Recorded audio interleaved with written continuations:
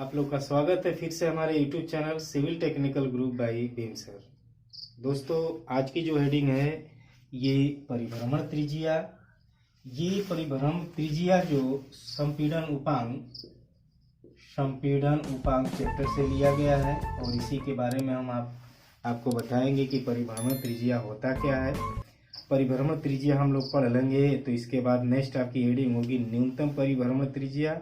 इसके बाद हम तनकानुपात के बारे में बताएंगे। तो ये जितने भी परिभाषा हम बताएंगे ये संपीड़न उपांक चैप्टर से लिया गया है और जो कि बहुत ही इम्पोर्टेंट है। जब तक इन परिभाषाओं के बारे में आप जानेंगे नहीं तब तक आप संपीड़न उपांक का सवाल या कोई चीज़ आप पढ़ नहीं पाएंगे। ठीक है, तो चलिए स्टार्ट करते हैं।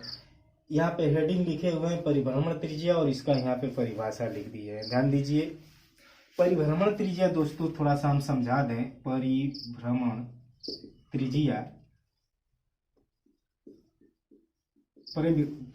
त्रिज्या एक दूरी होती है और ये होता है परिभ्रमण त्रिज्या दूरी यानी जड़त्व आघूर्ण के बारे में आप लोग जानते हैं। I इक्वल टू होता है ए आर स्क्वायर, यहाँ क्षेत्रफल ए है, ठीक है। और ये जो आर है इसी को हम परिभ्रमण त्रिज्या का नाम देते हैं। अगर मास के थ्रू लिया जाए तो हम कह सकते हैं I equal to M R square.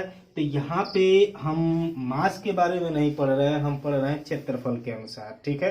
तो क्षेत्रफल के अनुसार हम क्या किए हैं कि परिभ्रमण त्रिज्या को परिभाषित किए हुए हैं और इसी चीज को हम आपको बताएंगे, ठीक है। तो दरअसल ये जो परिभ्रमण त्रिज्या है ये संपीड़न उपांक का है और हम जो परिभाषा बताएंगे तो संपीड़न उपांक के थ्रू बताएंगे। और यहाँ पे छोटा सा परिभाषा लिखे हुए हैं कि किसी संपीड़न उपांक की परिभ्रमण त्रिज्या, दोस्तों किसी संपीड़न उपांक की परिभ्रमण त्रिज्या वह दूरी होती है, ये दूरी होती है, ठीक है, वह दूरी होती है जिसका वर्ग यानी परिभ्रमण त्रिज्या को हम r से प्रदर्शित करते हैं, जिसका वर्ग एवं उस उपांक के अनुप्रस्थ काट यानी अनुप्रस्थ काट के बारे में हम बता चुके हैं। जो नहीं जानता है पिछला वाला वीडियो देख ले, अनुप्रस्थ काट क्लियर हो जाएगा। तो अनुप्रस्थ काट के क्षेत्रफल यानी क्षेत्रफल हम ले लें, अनुप्रस्थ काट का मान लीजिए क्षेत्रफल a है, अनुप्रस्थ काट का क्षेत्रफल का गुणनफल यानी इसका गुणा आप कर देंगे तो ये जड़त्व आघूर्ण के दोस्तों बराबर हो जाएगा। जो यही r है इसी को हम कहते हैं परिभ्रमण त्रिज्या। तो क्लियर है ना हो, ठीक है। इसे r या k से प्रदर्शित करते हैं, तो कहीं कहीं r से प्रदर्शित करेंगे, कहीं कहीं हम लोग k से प्रदर्शित करेंगे। यहाँ पे त्रिज्या है इसलिए ज्यादातर हम लोग इस बात r से प्रदर्शित करेंगे। क्लियर हुआ? तो गौर करिए हमारी बात को, यानी जड़त्वाघूर्ण I equal to A R square, ये तो आप लोग जानते हैं। बस इसी जो सूत्र हम लिखे हुए हैं इसी को हम परिभाषित कर दिए यानी एक वाक्य के रूप में लिख दिए हैं। आप इसको कह सकते हैं कि न्यूनतम परिभ्रमण त्रिज्या वह दूरी होती है जिसका वर्ग, ठीक है, एवं उस काट का क्षेत्रफल, ठीक है, का गुणनफल जड़त्वाघूर्ण के बराबर होता है। सिंपल सा परिभाषा, इसे r या k से प्रदर्शित करते हैं। तो I इक्वल टू हो जाएगा ए आर स्क्वायर, ठीक है। तो r इक्वल टू कितना हो जाएगा अंडर रूट I अपान ए हो जाएगा। क्लियर हुआ? अगर इसकी इकाई की बात करें, यूनिट की बात करें, इकाई, तो इकाई या तो मीटर में चलेगी नहीं तो mm में चलेगा, ठीक है। तो क्लियर हो गया? तो r इक्वल टू लिख लीजिए अंडर रूट I अपान ए और I को हम कहते हैं दोस्तों ये जड़त्वाघूर्ण हो गया, जड़त्वाघूर्ण, और A इक्वल टू हो गया काट का क्षेत्रफल। अब तक क्लियर हो गया हो, ठीक है। तो इतना तो जब क्लियर हो गया तो अब कुछ हम इसी में गौर करिए, बात हम बताएंगे। चलिए इसको उतार लीजिए, आप ध्यान दीजिए। परिभ्रमण त्रिज्या की परिभाषा आप जान गए, I equal to A R square, तो R इक्वल टू हो जाएगा under root I upon A. दोस्तों कोई भी संपीड़न उपांक होता है, जैसे इसका हम अनुप्रस्थ काट बना लें, जैसे मान लीजिए A और ये B, C और ये D, तो इसके दो अक्ष होते हैं, एक थे आपका XX और एक थे YY, इसी अक्ष पे हम जड़त्व आघूर्ण निकालते। अक्ष तो बहुत होंगे, लेकिन जनरली जो है कि हम लोग 3 अक्ष पढ़ते हैं। एक आपका एक्स एक्स अक्ष, और एक है वाई वाई अक्ष, और तीसरा का आपका जेड जेड अक्ष होता है, जेड जेड ऐसे अक्ष। तो यहाँ पे जनरली जो मुख्य तौर पे हम जिन अक्षों की बात करते हैं, ये एक्स एक्स अक्ष और वाई वाई अक्ष। क्या हुआ, ध्यान दीजिए, हम एक काट ले लिए ए बी सी डी, और 3 अक्ष ले लिए, एक एक्स एक्स अक्ष वाई वाई और एक जेड जेड अक्ष। कभी कभी कोई पूछ देता है कि एक्स एक्स अक्ष पे परिभ्रमण त्रिज्या बताइए। तो अगर हम काट का एक्स एक्स अक्ष पर परिभ्रमण त्रिज्या लिया जाए, एक्स एक्स अक्ष पे परिभ्रमण त्रिज्या लिया जाए, तो हम कहेंगे R X X equal to, ठीक है, under root I X X अब बटे में ए। एरिया आपका इस काट का एरिया ए ले लेंगे। अब ये मत समझिएगा कि ये ए है, ठीक है। इसी तरह वाई वाई अक्ष पर परिभ्रमण त्रिज्या निकाला जाए, परिभ्रमण त्रिज्या निकाला जाए, तो हम कहेंगे R Y Y equal to under root I Y Y upon A, ठीक है। इसी तरह अगर हम निकालें जेड एक्स एक्स पर जड़त्व परि एक्स एक्स अक्ष पर परिभ्रमण जेड जेड अच्छा ना त्रिज्या, तो हम कह सकते हैं R Z Z equal to under root I Z Z बटे में ए।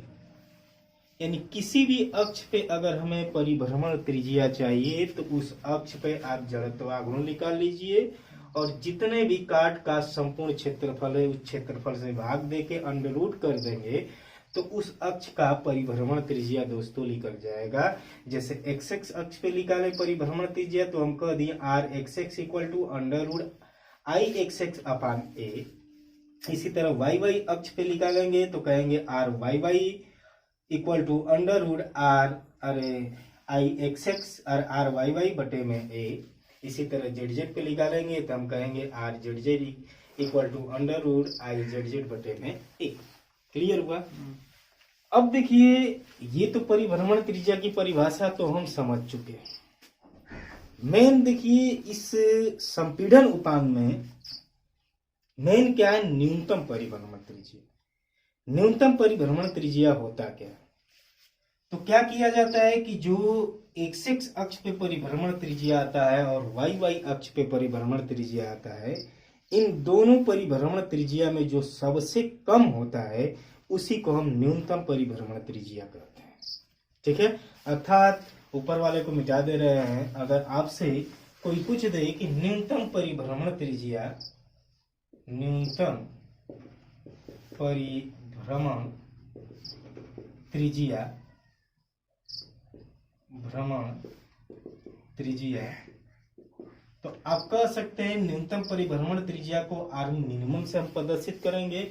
आर मिनिमम इक्वल टू हम कह सकते हैं कि आर एक्स एक्स तथा आर वाई वाई में जो कम हो, अर्थात आर मिनिमम अर्थात न्यूनतम परिभ्रमण त्रिज्या निकालने के लिए सबसे पहले आपको आर एक्स एक्स की वैल्यू निकालनी पड़ेगी और आर वाई वाई की वैल्यू निकालनी पड़ेगी। इन दोनों में जो आपका कम होगा उसी को हम न्यूनतम परिभ्रमण त्रिज्या कहेंगे। या आप इस तरह भी निकाल सकते हैं, इस चीज को हम मिटा दे रहे हैं। आप क्या कर सकते हैं कि सबसे पहले आई मिनिमम निकाल लीजिए। आई मिनिमम यानी न्यूनतम जड़त्व आघूर्ण।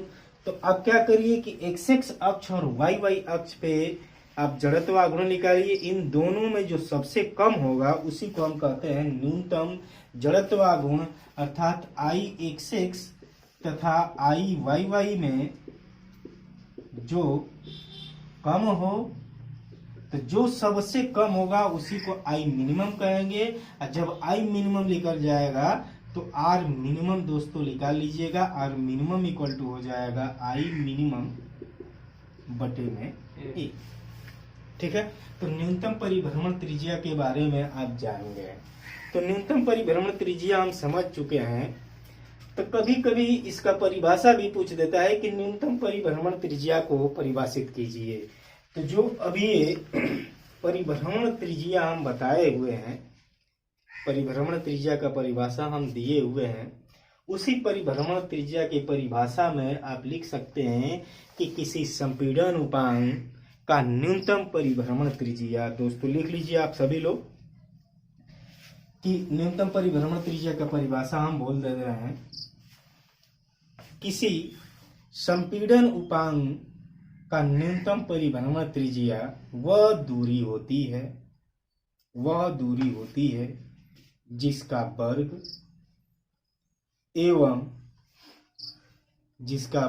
एवं उस उपांग के अनुप्रस्थ काट का क्षेत्रफल का गुणनफल न्यूनतम जड़त्वाघूर्ण के बराबर होता है। अर्थात क्लियर हुआ ना? अर्थात I minimum equal to A R minimum square. Same वही चीज यहाँ पे हम लिखे हुए हैं, R minimum equal to under root I minimum upon A. तो ये तो क्लियर हो गया। ठीक है, चलिए अब नेक्स्ट हेडिंग पे चलते हैं, तन्यता अनुपात। ओके, तो अब आपकी नेक्स्ट हेडिंग है तन्यता अनुपात।